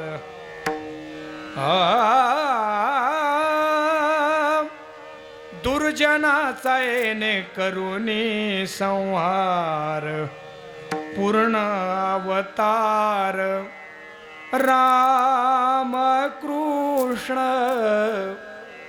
पूर्ण अवतार राम कृष्ण, माझी वाणी तुझे वर्णे गुण नाम. या संपूर्ण अवतारामध्ये पूर्ण अवतार जर कोणत्यात असेल तर पूर्ण अवतार कोणते? राम कृष्ण. राम आणि कृष्ण हे पूर्ण अवतार आहे महाराज. भावार्थ रामायणामध्ये शांतीब्रह्म एकनाथ महाराजांनी या 2 अवतारांचं साधर्म्य सांगितलंय. बऱ्याच वेळा प्रकाशजी महाराज कीर्तनामध्ये रामप्रभू आणि कृष्ण भगवंताच्या जीवनातला विरोधाभास आपण सांगतो, पण भावार्थ रामायणामध्ये एकनाथ महाराजांनी यांच्या जीवनातलं यांच्या चरित्रातलं साधर्म्य सांगितलं. एक ओवी सांगतो फक्त. मुळामध्ये बघा आपण या दोन्ही चरित्रांनी कसं सगळ्यांना पावन केलं, यांचं कार्य समानच कसं आहे त्यासाठी शेवटची उभी देतात त्याच्यामध्ये. ऐसे करिता हरि कीर्तन, भावार्थ रामायणातली ओळ आहे. ऐसे करिता हरि कीर्तन, व्यास जार पुत्र पावन, व्यास किंवा जार पुत्र व्यास पावन, चोरट्या वाल्मिकाचे जान, रामायण शिववंद्य. हे दोन्ही अवतार कसे सगळ्यांना पावन करणारे आहे. हरिकीर्तन करता करता जार पुत्र व्यास हा पावन झाला. म्हणजे रामचंद्र प्रभूंनी व्यासांना पावन केलं. तर चोरट्या वाल्मिकाचे जान, चोरटा वाल्मिक याने रामचंद्र प्रभूचं गान करता करता त्याचं रामायण शिवांनाही वंद्य व्हावं असं सगळ्यांना पावन करणारे हे 2 अवतार आहेत. वेळ खूप पुढे चाललाय. लगेच रामचंद्र प्रभूंकडे येऊया आपण. रामचंद्र प्रभू आणि श्रीकृष्ण भगवंतांनी या संपूर्ण भारताला जोडून ठेवलाय. थोडा सामाजिक विचार बघायचा तर तसं जर पाहिलं तर पश्चिम आणि पूर्व श्रीकृष्ण भगवंतांनी जोडला आणि उत्तर आणि दक्षिण रामचंद्र प्रभूंनी जोडला. कसा बघा, श्रीकृष्ण भगवंताने आपली द्वारका नगरी ज्या दिशेला स्थापन केली, डॉक्टर साहेब ती दिशा कोणती आहे? द्वारका. कुठल्या दिशेमध्ये येते? भारताच्या पश्चिमेला. आणि आपला अवतार कार्य संपवल्यानंतर जाऊन बसलेत जगन्नाथपुरीला. जगन्नाथपुरी कुठल्या दिशेला? पश्चिमेला, अपूर्वेला. पण श्रीकृष्ण भगवंताने पूर्व पश्चिम जोडली, त्याचा मोठा विस्तार होईल. आणि रामचंद्र प्रभू जन्माला आलेत. कुठे जन्माला आलेत? बोला. रामचंद्र प्रभू कुठे जन्माला आलेत? अयोध्येला आलेत. आता या मुली बसलेल्या आहेत. अयोध्या भारताच्या कुठल्या दिशेला आहे बरं? सांगता येईल का तुम्हाला? अयोध्या ही भारताच्या कुठल्या दिशेला आहे? त्यासाठी नकाशे पाहायला पाहिजे थोडेसे. कुठल्या दिशेला आहेत? शाबास, या मुलींसाठी टाळ्या वाजवा एकदा. खरोखरच मला असं वाटतं की जनाबाई, मीराबाई याच विचारातून याच व्यासपीठातून घडणार आहेत असं या सगळ्यांचं चिंतन मला पाहायला भेटत आहे. रामचंद्र प्रभू जन्माला आले उत्तरेला, बरोबर. आणि त्यांनी वनवासामध्ये जाऊन रावणाला मारलं. रावणाची लंका कुठल्या दिशेला बरं? दक्षिणेला. म्हणून रामचंद्र प्रभू निघाले उत्तरेपासून आणि गेले दक्षिणेपर्यंत, आणि उत्तरेपासून तर दक्षिणेपर्यंतचा संपूर्ण भाग रामचंद्र प्रभूने जोडला, आणि पूर्वेपासून तर पश्चिमेपर्यंतचा सगळा भाग कृष्ण भगवंताने जोडला. आणि म्हणूनच हा भारत देश अखंड राहू शकला. नाही तर या देशामध्ये असलेल्या सत्ता पिपासू लोकांनी घरामध्ये माणसं घरातले राहू दिले नाहीत, तर भावामध्ये तुकडे केलेत, भाऊ भाऊजाईमध्ये तुकडे केलेत, बाप लेकामध्ये तुकडे केलेत. लक्षात ठेवा. लगेच कुठेतरी घेऊन जाऊ नका बरं इकडं तिकडं. मी फक्त इथलंच सांगतोय. आता वातावरण आहे, लोकशाहीचा उत्सव चालू आहे आता. मला असं वाटतं की या सगळ्या माणसांचे तुकडे तुकडे केले. जर या भारत देशामध्ये राम आणि कृष्ण झाले नसते, या देशाचे किती तुकडे झाले असते माहिती नाही. विठाला ठाला विठाला हरा विठ्ठल म्हणून राम आणि कृष्ण हे चरित्र फक्त मंदिरामध्ये बसून वाचण्याचे नाहीये. राम फक्त भजनाचा विषय नाही, ती एक जीवनशैली आहे. बघायचं आहे आपल्याला. म्हणून रामचंद्र प्रभू निघाले, उत्तरेकडून दक्षिणेकडे निघाले. सहज आपण म्हणतो कशासाठी निघाले, म्हणजे रावणाला मारण्यासाठी निघालेत नव्हे. रावणाला मारण्यासाठी रामांना बाहेर यायची गरज काय, रावणाच्या आतमध्ये सुद्धा तेच आहे. रामचंद्र प्रभू 14 वर्षे वनवासामध्ये निघाले कशासाठी, रामराज्याची निर्मिती करण्यासाठी. अगदी संकेतामध्ये मी रामकथा 2 मिनिटात आपल्याला सांगणार आहे. किती गोडे बघा. रामकथा अशी ही पाहायला पाहिजे. श्री रामचंद्र प्रभू पहिला मुक्काम त्यांचा तर तो तमसा नदीच्या तीरावर झाला, आणि दुसरा मुक्काम त्याचा गंगेच्या तीरावर झाला. भाऊ ऐका महाराज, या गंगेच्या तीरावर राहत कोण होते, भील आदिवासी ही सगळी मंडळ तिथं राहत होते. खूप चांगला आहे का. आतापर्यंत हा आदिवासी समाज, भिल्ल समाज मुख्य समाज प्रवाहाच्या खूप दूर होता. बिचारे वनामध्ये राहत होते. शिक्षणाचा अभाव, खाण्यापिण्याचा अभाव, सगळा अभावच त्यांच्या जीवनामध्ये आहे. आणि रामचंद्र प्रभू, मैया सीता आणि लक्ष्मण जेव्हा गंगेच्या तीरावर आले, तेव्हा तिथं राहणारा निषादराज गुहक, म्हणजे असं म्हणा ना, त्या वाडीचा, त्या पाड्याचा, त्या तांड्याचा, त्या झोपड्यांचा एक छोटासा राजा तो गुहक आला. आणि त्याने विचार केला, बघा की अयोध्येचा राजा आलेला आहे, हा चक्रवर्ती सम्राट आहे, आपण याला भेटायला चाललोय, परंतु प्रोटोकॉल किती असेल आजच्या भाषेमध्ये, मला त्याच्यापर्यंत जाता येईल का. रामराज्य कसं घडतं बघा. आणि म्हणून हा गुहक रामचंद्र प्रभूंना भेटण्यासाठी गेला. त्याला अशी शंका होती की एवढा एवढा मोठा जो राजा आहे हा माझ्याशी बोलेल तरी का. आणि म्हणून हातामध्ये तो काही फुलं घेऊन गेलात. रामचंद्र प्रभूंना पाहिल्यानंतर दुरूनच त्याने ते फुलं खाली ठेवलेत. रामचंद्र प्रभूंनी त्याला सांगितलं इकडे, त्याला जवळ घेतलं. आणि अयोध्येचा जो भावी राजा आहे, या राजाने काय केलं, अरण्यामध्ये राहणाऱ्या त्या आदिवासीला, भिल्लाला नुसतं पायाला नमस्कार करू दिला नाही. नमस्कार करत असताना त्याला उठवलं, आणि उठवल्यानंतर त्या गुहकाला कडकडून मिठी मारली.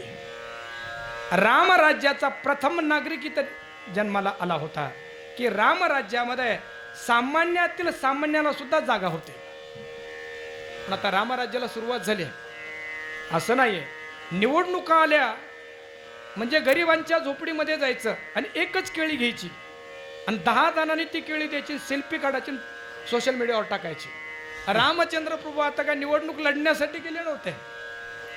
रामचंद्र प्रभू निघाले होते रामराज्यातील प्रत्येक नागरिक घडवण्यासाठी. परत ही जी जीवनशैली आहे ही छत्रपती शिवाजी महाराजांची आहे, ही जीवनशैली. म्हणून काही इतिहासकार असं म्हणतात, कोणते इतिहासकार जे धर्मांना मानणारे ते धर्मनिरपेक्ष नाही, ते असं म्हणतात की या भारतामध्ये श्रीराम आणि श्रीकृष्णानंतर परिपूर्ण असा पुरुष जर कोण झाला असेल तर छत्रपती शिवाजी महाराजच होते. नक्की लक्षात ठेवा. इतकी परिपूर्णता त्यांच्या जीवनामध्ये होते. त्याचं कारण असं की लहानपणी जिजाऊने त्यांच्यावर ते संस्कार घडवले होते.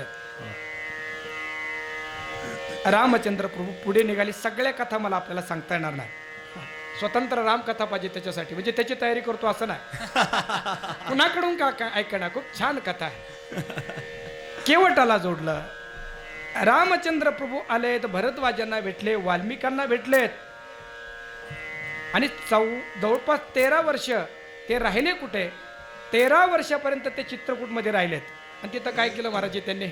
खूप गोड भाव आहेत, खूप गोड. मला 10 मिनिटं द्याल ना तुम्ही? अजून 10 मिनिटं. 10 मिनिटामध्ये मी सगळं पूर्ण करतो. चित्रकूटमध्ये रामचंद्र प्रभू जेव्हा राहायला लागलेत, परिणाम काय घडला ऐका. त्यांच्या आजूबाजूला हे आदिवासी, भील, कतार, पुलकस असे हे जंगली लोक राहायला लागलेत. रामचंद्र प्रभू त्यांच्यामध्ये जायला लागले, त्यांच्या झोपड्यामध्ये रमायला लागले, त्यांच्यासोबत जेवायला लागलेत. आणि प्रसंग असा आहे की भरतजी जेव्हा आपल्या मामाच्या घरून अयोध्येला आलेत, कथा भाग आपल्याला माहिती आहे.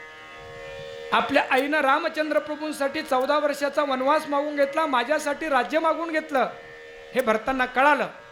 आणि मग रामचंद्र प्रभूंना आणण्यासाठी, भेटण्यासाठी भरतजी निघाले होते. कुठे? चित्रकूटला. राजी इतका गोड भाव आहे. जेव्हा भरतजी निघाले, 4 प्रकारची माणसं रामचंद्र प्रभूंना भेटण्यासाठी निघाले. 4 वाहनावर बसून. काही लोक हत्तीवर बसलेले होते, काही जण घोड्यावर बसलेले होते, काही जण रथांमध्ये आरूढ झाले होते, तर काही पालख्यांमध्ये बसलेले होते. काय याचा भाव? जे हत्तींवर बसलेत, हत्ती हे ज्ञानाचं प्रतीक आहे, हे ज्ञानमार्गी होते. जे घोड्यांवर बसून निघाले होते, योग मार्गी होते, कारण सगळे इंद्रिय आकळावे लागतात.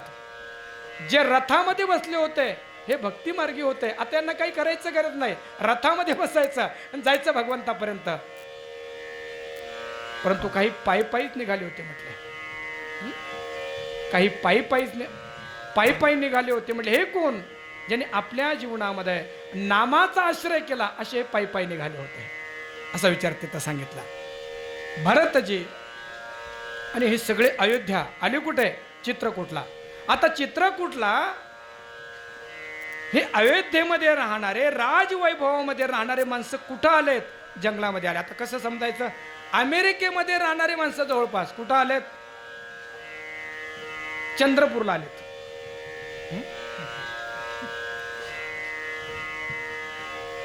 निमसोडला पण नाही, कारण निमसोड संपन्न आहे.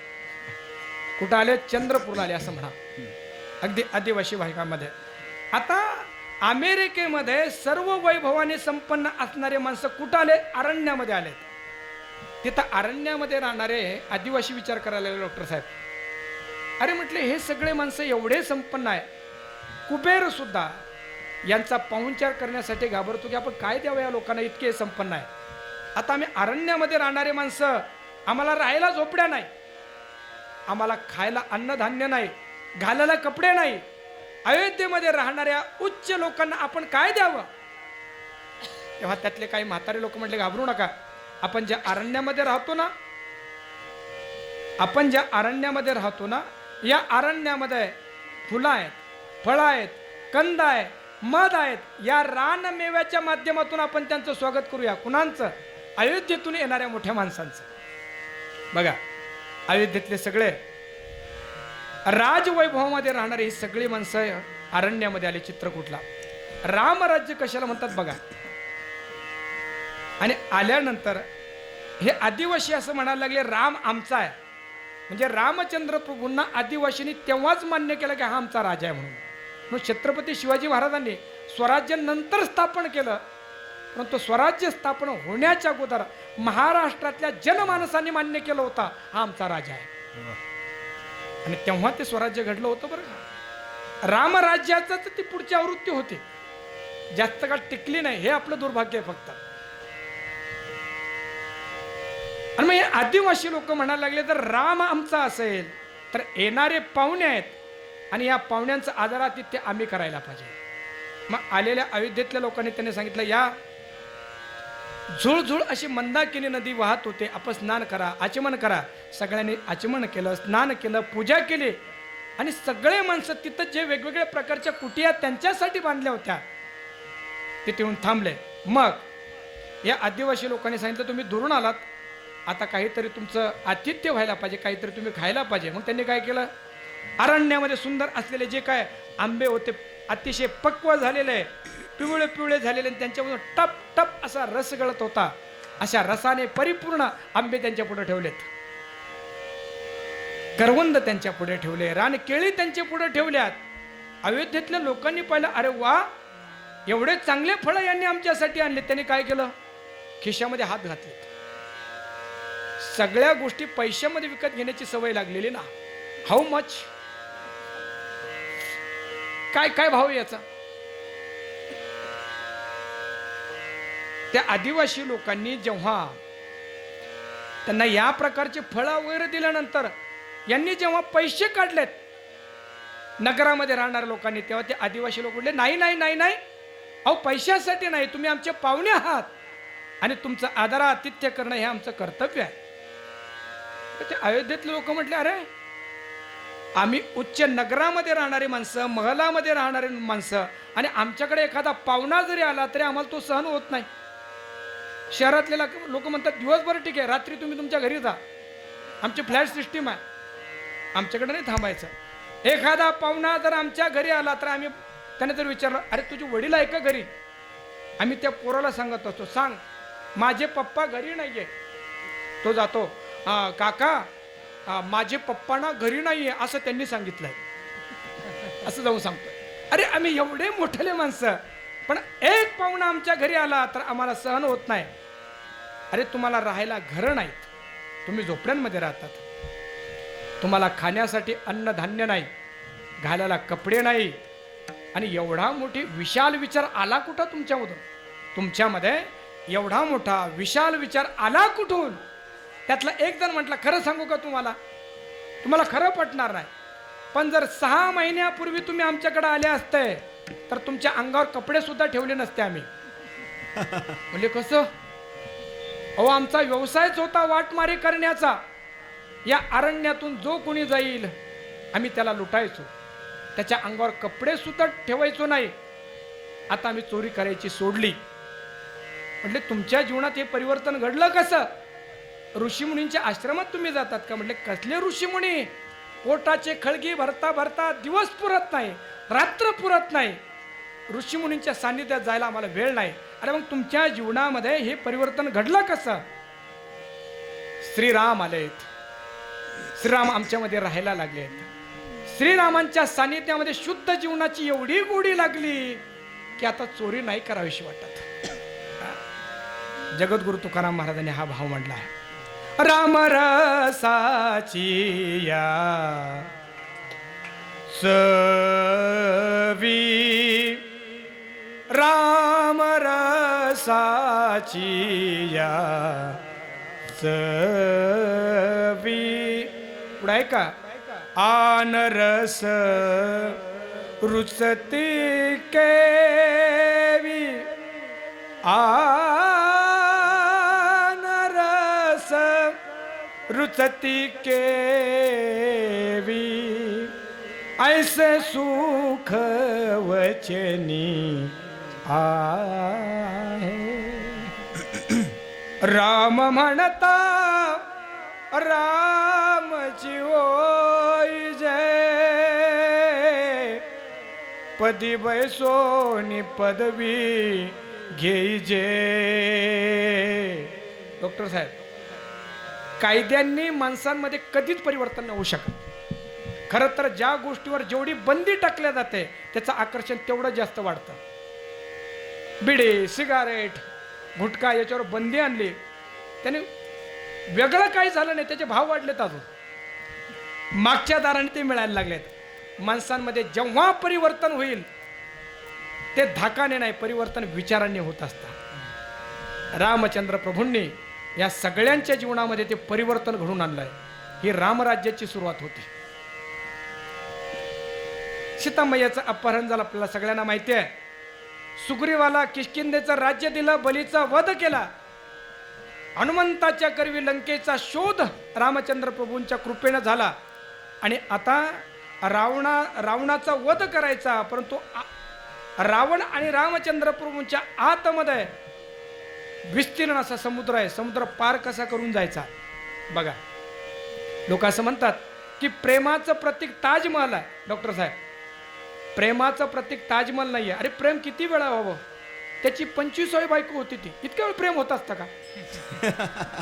एवढं नसतं प्रेम होत. कुणी जर आपल्याला विचारेल की प्रेमाचं प्रतीक काय, तुमच्या सगळ्यासाठी सांगून जातो. सांगावं, भारतामध्ये प्रेमाचं प्रतीक एकच आहे आणि ते म्हणजे श्री रामचंद्र प्रभूंनी 5 दिवसामध्ये 100 योजन आपल्या पत्नीसाठी बांधलेला राम सेतू हे खरं प्रेमाचं प्रतीक आहे. किती अतोनात प्रेम त्या रामचंद्र प्रभूचा असेल. अरे तो राजकुमार होता, कुणी विश्वसुंदरी म्हटले असते, मी आहे ना, कुणीही लग्न करण्यासाठी तयार झाले असते. परंतु रामचंद्र प्रभूंचं सीतामैयावर एवढं प्रेम आहे की 5 दिवसामध्ये सेतू तयार करतात आणि सीतामैयाची सुटका करण्यासाठी रामचंद्र प्रभू वानरासह लंकेमध्ये येतात. रावणाला मारलं, कथा लवकर संपवायची आपल्याला. रावणाला मारलं आणि मग बिभीषणजींना लंका दिल्यानंतर बिभीषणजी म्हटले, रामजी आता कशाला जाता अयोध्येला, राहणा इथंच. श्रीरामांनी बिभीषणाकडे पाहून बोललेत, सुवर्णमयी अपि लंका लक्ष्मण मेन रोचते जननी जन्मभूमिश्च स्वर्गादपि गरीयसी. लक्ष्मणा, ही लंका जरी सोन्याची असली तरी माझं मन नाही रमत रे.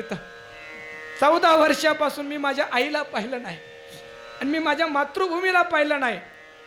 तू जर मला विचारशील श्रीरामा तुम्हाला सगळ्यात जास्त प्रिय काय आहे, जननी माझी आई आणि जन्मभूमीश्च माझी जन्मभूमी मला प्राणापेक्षा जास्त प्रिय आहे. महाराजजी, देशप्रेमाचा विचार हा सुद्धा कुठून आलाय, माझ्या प्रभूपासून आलाय. आमचे सीमेवर लढणारी ही सगळी जी सैनिक आहे, ज्यांच्या घरी मला तुम्ही आपण थांबवलं होतं, मला असं वाटतं तेही रामाचेच अंश आहेत. का बरं? देव देशन धर्मा पायी प्राण घेतलं हाती, शूर आम्ही सरदार आम्हाला काय कुणाची भीती. पुढं ऐका, आईच्या गर्भात उमगली झुंजाराची रीत, तलवारीसी लग्न लागल जडली एडी प्रीत, लाख संकटे झेलून घेईल अशी पहाडी छाती. आपल्या देशावर, आपल्या मातीवर, आपल्या माणसावर प्रेम करायचं सुद्धा माझ्या रामांनी जगाला शिकवलं. लक्षात घ्या. मग अयोध्येला राम प्रभू आलेत, किती किती सांगावं महाराज. आणि अयोध्येला आल्यानंतर सर्व अयोध्यावासी रामचंद्र प्रभूच्या स्वागतासाठी सज्ज आहे. परंतु सगळ्यात हिरमुसलेली, सगळ्यात पश्चातापाने दग्ध झालेली ती कैकई. तिने राण्या उभ्या आहेत, तिने माता उभ्या आहेत आणि कैकई खाली मान घालून उभ्या आहेत. श्रीराम आल्यानंतर पहिला नमस्कार कुणाला केला माहिती आपल्याला? कौशल्य मातेला नाही, सुमित्रेला पण नाही. पहिला नमस्कार केला कुणाला? कैकई मैयाला. कैकईला नमस्कार केल्यानंतर कैकई म्हणेल, रामा अरे लादवतोस का मला, हिनवतोस का मला? अरे 14 वर्ष या पापीने तुला अवमानवाद दिला. ऐका, रामचंद्र प्रभू म्हटले, नाही मैया नहीं, कौशल्या ने राम को दुनिया दिखाई, कौशल्या ने राम को दुनिया दिखाई, मेरी कैकई मैया ने दुनिया को राम दिखाया. मग तू माझी जननी आहेस. अगं माझ्या आईनं मला जग दाखवला असेल, पण जगाला राम जर कुणी दाखवला असेल तर मैया तू दाखवलास. हा माझा राम आहे. आपल्यावर प्रेम करणाऱ्या माणसावर तो कुणीही प्रेम करेल.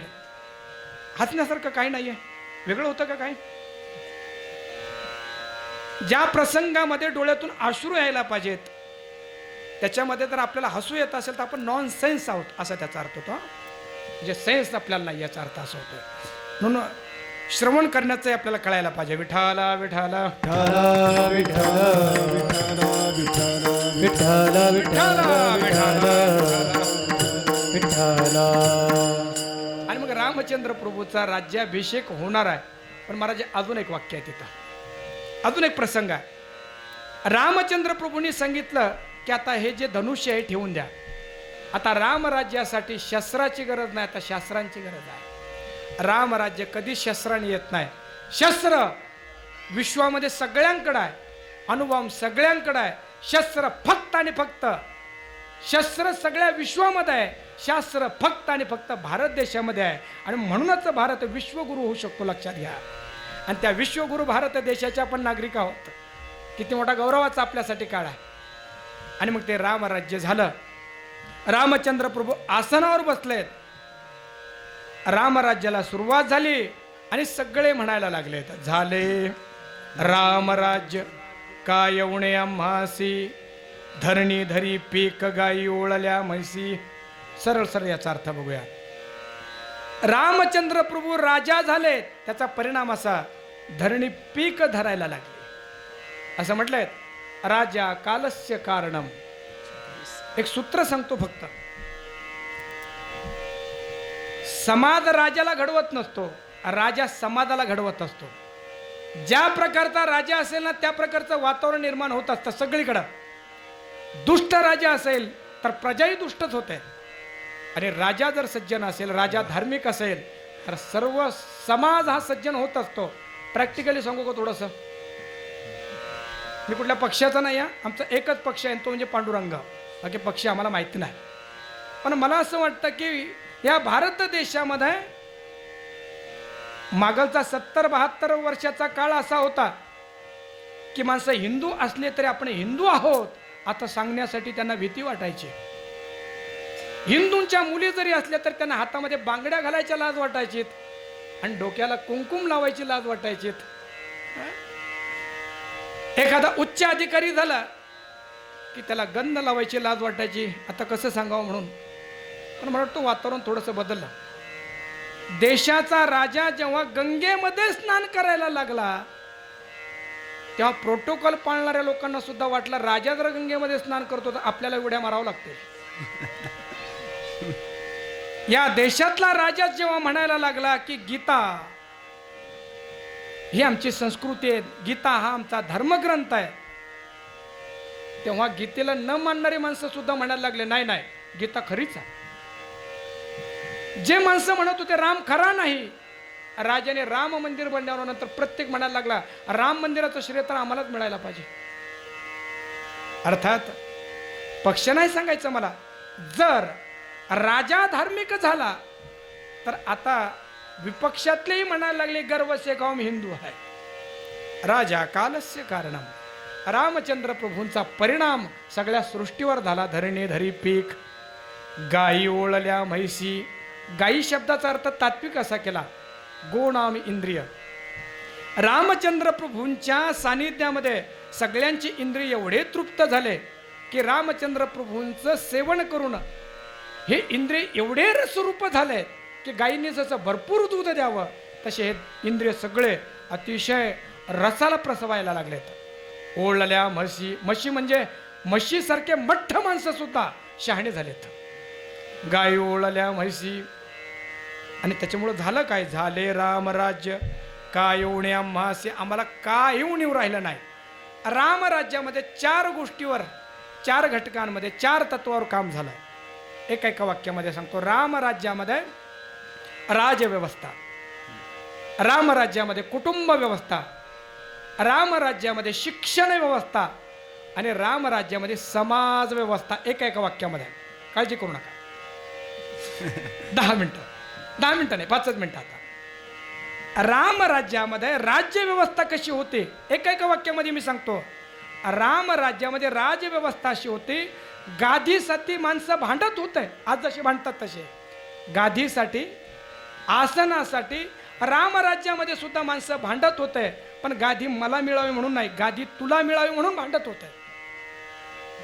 रामजींना असं वाटत होतं भरतजीने आसनावर बसावं, आणि भरतजींना असं वाटत होतं रामजीने आसनावर बसावं. हे रामकालीन राज अवस्था होते. वा. हे तर माणसं सत्तेचे लोलुपण होत आहे.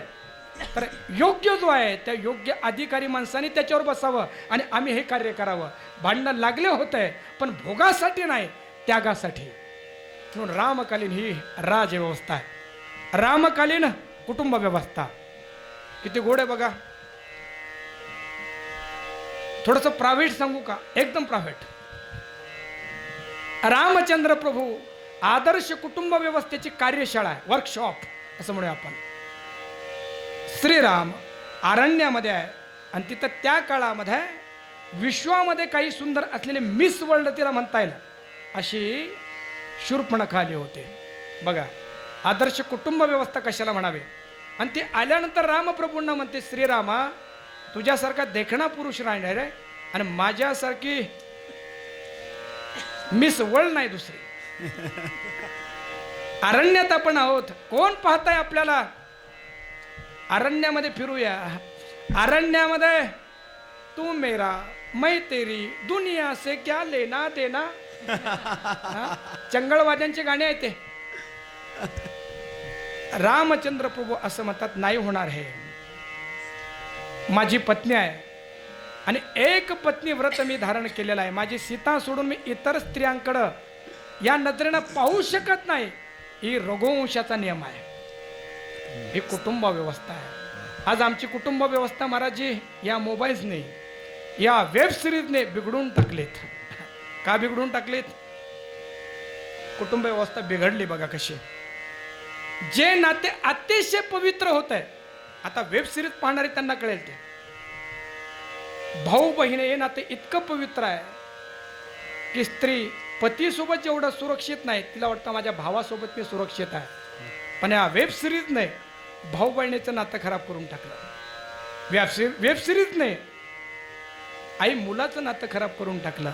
नवे नवे कुटुंबातले सगळे नाते यांनी खराब करून टाकलेत. त्यांना माहिती आहे भारत देशातलं सगळं आपण लुटून नेलंय आणि फक्त भारत देशातली कुटुंब व्यवस्था आपण नेऊ शकलो नाही. ही कुटुंब व्यवस्था भारत देशातली बर्बाद झाली की भारत देश संपला म्हणून संपला. म्हणून या कुटुंब व्यवस्थेचा आदर्श सुद्धा रामचंद्र प्रभू आहे. रावणाकडे अनेक पत्नी आहेत, मंदोदरी अतिशय सुंदर आहे. आणि एकदाच ऐकलं होतं की अतिशय सुंदर गोरटी सीता तिथं आली आहे. रावण अपहरण करण्यासाठी निघाला होता, संपूर्ण कुळाचा त्याचा नाश झाला. आदर्श कुटुंब व्यवस्थेचा आदर्श रामचंद्र प्रभू आहे. आदर्श शिक्षण व्यवस्था. शिक्षण व्यवस्था काय? पुस्तकं वाचलेत आणि अक्कल काहीच नाही. शिक्षण काय झालं म्हटले BE आणि बोलण्याची अक्कल नाही. काय करायचं या शिक्षणाला? रामचंद्र प्रभू गुरुकुल शिक्षण करून आल्यानंतर त्यांची जीवनशैली सांगतात तुळशीदासजी. वशिष्ठांच्या गुरुकुलामध्ये 6 महिने राहिलेत आणि घरी आलेत आणि काय केलंय? प्रातकाल उठी कै रघुनाथा मातु पिता गुरु नावई माता. प्रातकाल उठी कै रघुनाथा. अवधी भाषा है. प्रातकाल उठी कै रघुनाथा. श्री राम जी प्रातकाल में उठते थे और क्या करते थे? व्हाट्सएप देखते थे. किसका मैसेज है? नहीं नहीं. प्रातकाल उठी कै रघुनाथा. आणि उठल्यानंतर स्नान संध्या करायची. काय करायचं? मातू म्हणजे आई, पिता म्हणजे वडील, गुरु नावही माथा. उठल्यानंतर पहिला आपल्या आईला, आपल्या वडिलांना आणि आपल्या गुरूंना नमस्कार करायचे. रामचंद्र प्रभू म्हटले मातृदेवो भव. हे मी फक्त शिकलं नाही, हे मी माझ्या जीवनामध्ये उतरवलं. ही रामकालीन शिक्षण व्यवस्था होती.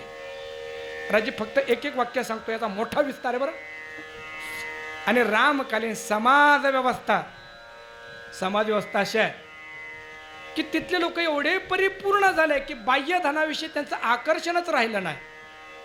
अनेक कथा त्याच्यामध्ये सांगता येईल.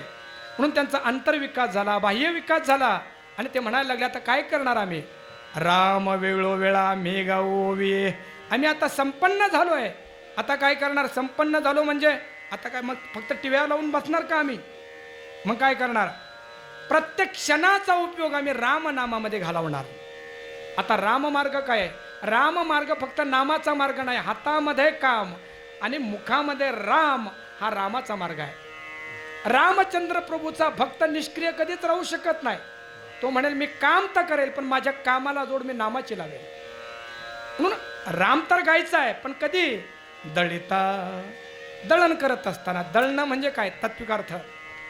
दळण या शब्दाचा अर्थ असा होतो की जे धान्य आहे ते धान्य दळावं लागतं. तसं आपलं जे संचित आहे ते संचित प्रारब्ध रूपाने जे आपल्याला मिळालं ते दळावं लागतं आपल्याला. त्याचा भोग भोगल्याशिवाय सुटका नाहीच, आम्ही भोग भोगू. म्हणून अध्यात्म आपल्या जीवनातल्या क्रिया बदलत नाही, आपल्या जीवनातला दृष्टिकोन बदलून टाकतात. म्हणून भागवतामध्ये परीक्षितेला 7 दिवसामध्ये तक्षक नावाचा सर्प चावून तू मरणार आहेस हा शाप मिळाला. आले कोण, शुकदेवजी आलेत. शुकदेवजी आल्यानंतर बोलू नका, शुकदेवजी आल्यानंतर त्यांनी परीक्षितीचा मृत्यू नाही टाळला. 7 दिवसामध्ये येणारा जो मृत्यू आहे त्या मृत्यूविषयीचा भय संपून टाकला. अध्यात्म तुमच्या जीवनातल्या बाह्य परिस्थिती कधीच बदलत नाहीत. आणि जे माणसं बाह्य परिस्थिती बदलण्यासाठी अध्यात्माकडे पाहत असेल त्यांची निराशा होईल बऱ्याच वेळा. न बोलताही करू शकता आपण. काय 2 मिनिटं. रामराज्याचं वर्णन चाललंय थोडंसं, तुम्ही ऐकायला नसल्यामुळे होत आहे असं. कुठं होतो आपण, समाज व्यवस्था, समाज व्यवस्था. राम वेळोवेळा दळता दळिता दळिता, अर्थात कर्म तर करावंच लागणार आहे. पण कर्म करत असताना त्या कर्माला जर नामाची जोड दिली तर दुःख होईल. पण दुःख होत असताना सुद्धा ते दुःख सहन करण्याची शक्ती येईल. कोण सांगतंय आपल्याला, अरे तुमच्या आमच्या जीवनामध्ये किती दुःख असेल. राजस्थानमध्ये एक राजकन्या जन्माला आली होती 400 वर्षापूर्वी, किती दुःख. पण ती म्हणजे दुःख जरी असलं तरी काय करणार मी, ग म ग सा, विष का प्याला राणाजीने भेजा, हे दळणच आहे. भोग भोगावे लागणार आहे. पण भोग भोगत असताना सुद्धा जर देवाचं नाव असेल तर काय होतं, विष का प्याला राणाजीने भेजा, पीबत मेरा हासी रे. दळणाचा अर्थ असा आहे की दळण आम्हाला दळावंच लागणार आहे, भोग तर भोगावंच लागणार आहे. पण रामनामाची जर जोड लावली तर होणारे दुःख आमच्या अंतःकरणापर्यंत येणारच नाही. म्हणून दळिता कांडिता. कांडन म्हणजे काय, कांडन केलेल्या लोकांना कळत असेल. कांडन कशाचं केलं जायचं, ज्या धान्यांना टरफला असायचे, म्हणजे काय आपण म्हणूया त्याला भूस. भूस. साळ आहे, साळीतून भात काढायचा, त्यावेळेस काय करावं लागतं, कांडण करावं लागतं. कांडणामध्ये काय करावं लागतं, भूस वेगळं करावं लागतं आणि धान्य वेगळं करावं लागतं. कांडण म्हणजे काय, कांडण म्हणजे विवेक. या विवेकामध्ये असार जो भाग आहे तो बाजूला सारायचा आहे आणि सार जो आहे त्याचं ग्रहण करायचं. ते करत असताना सुद्धा आम्ही काय करू, राम वेळोवेळा. आणि जेवत असताना मुक्ती प्राप्त झाल्यानंतर जो ज्ञानाच्या नंतर भक्तीचा भोग आहे ते जेवण आहे.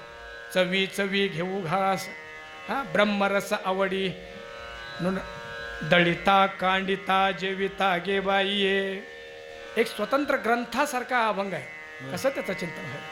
आणि त्याचा परिणाम असा झाला, स्वप्नी ही दुःख कोणी ना देखे डोळा.